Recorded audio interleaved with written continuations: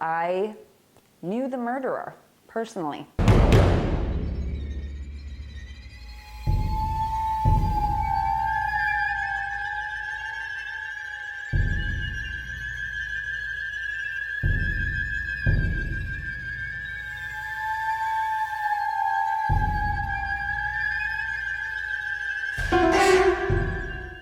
Hello and welcome to my kitchen. My name is Triana and this is Killer Dishes.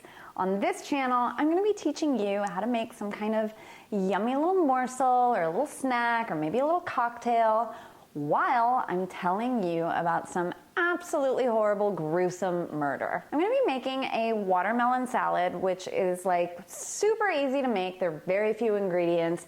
Your guests will love it, you will love it, and it's gluten-free. At any rate, I'm also gonna be telling you about a murder that I am very intimately connected to because I knew the murderer personally. This is the story of the murder of Herleen Dulai. This is also known as the Gigolos murder. Gigolos was a reality show that I was a talent producer on during season 3. If you're not familiar with the show, it was on Showtime. It was a docuseries that followed around the real lives of these 5 male escorts in Las Vegas. These guys were real escorts. They were paid for companionship by very wealthy women. Season 3 also happened to be the season that introduced a new cast member onto the show, and his name was Armand. He was my favorite gigolo. He was my favorite member of the cast. He was very zen, he was very spiritual.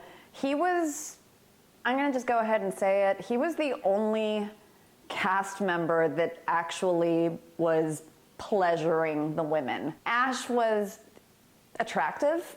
He was, like I said, very zen, very spiritual. He was very gentle.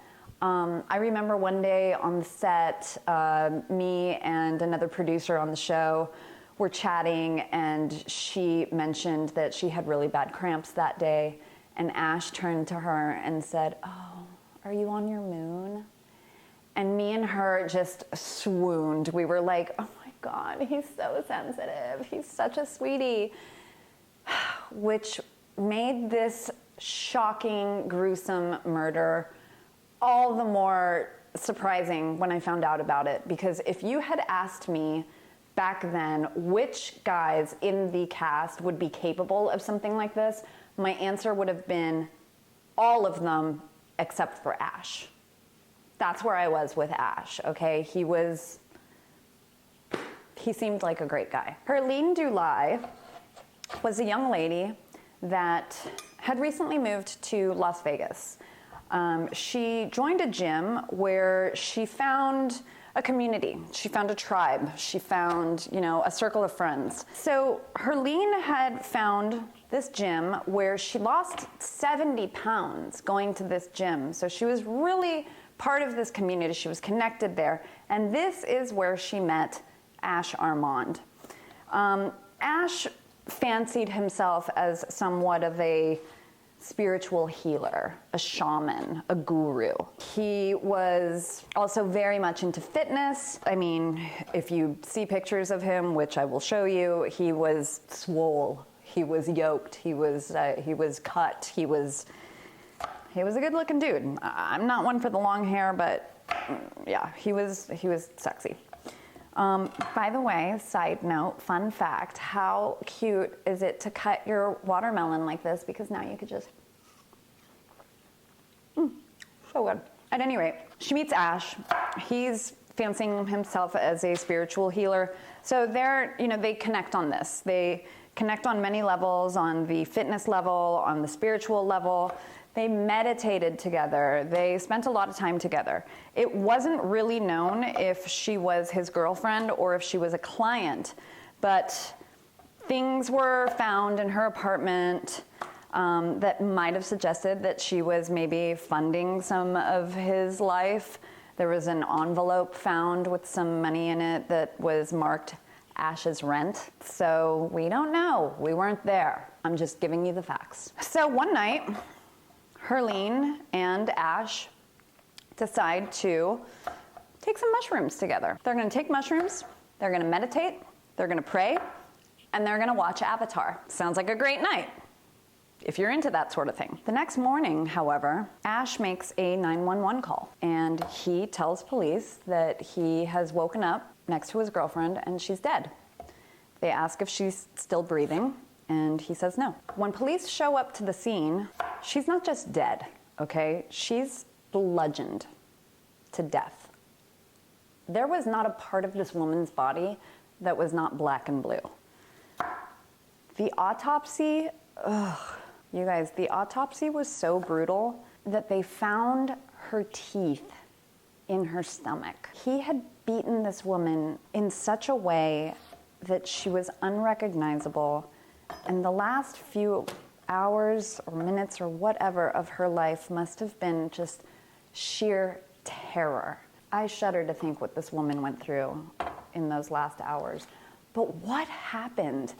I mean, look, full transparency, I've taken mushrooms before, and I don't know, and I know a lot of other people that have taken mushrooms, and I don't know of anyone that like went into a violent rage of murder on mushrooms. Now, it's also said that Mr. Yoked Swole Guy was also doing steroids, which, yes, can make you aggressive. When police arrived on the scene, he said that he had no recollection of what happened.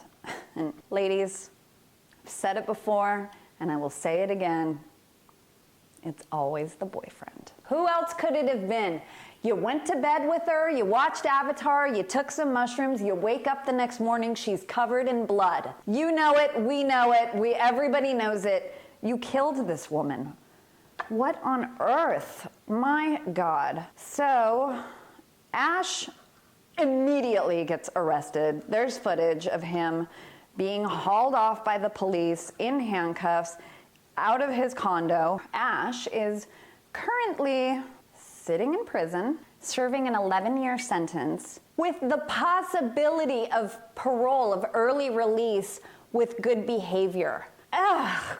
God, it's infuriating. He bludgeoned this woman to such a degree that he knocked out all of her teeth. Oh, by the way, I forgot to mention, she was bruised literally from head to toe. There was bruising on the bottom of her feet. What in God's name did he do to her? As I said, I knew this man personally. I spoke to other producers on the show after the news came out and said, like, what is the tea? Like, are you still in contact with him? What's going on? His story was that she became possessed during this mushroom trip, and she attacked him, and he was fighting back in self-defense. That's his story. That's what he came up with. That's the story that he decided to go with. Ladies, be careful out there. I don't even know what else to say about this. I'm gonna pour over the dressing. Just a scooch, just a little scooch will do you. I'm gonna add a little feta cheese crumble to my beautiful salad here. And I'm gonna top it all off with just saying that the connection that I have to this case, this happened in 2020. I knew this man in 2012. I've been working on this case for 2 years now because I'm basically a detective. I've made phone calls to other producers on the show. I reached out to some of the cast members. Nobody wants to talk about it. Nobody wants to even visit this guy in prison. I mean, he is persona non grata, obviously.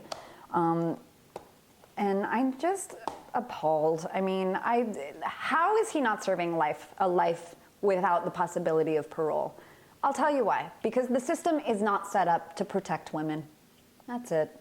Once again, no happy ending to this story. If you decide to make this salad, go ahead and let me know if you liked it in the comments. If you don't like it, take it up with Ina Garten. That's who I stole this recipe from. And if you enjoyed this story, you know what to do. You're gonna click on the things down there. I mean, you've been here longer than I have. You know what to do. I'm gonna have my salad. I'm gonna work on my next case. And I thank you for coming to my kitchen. I thank you for tuning in.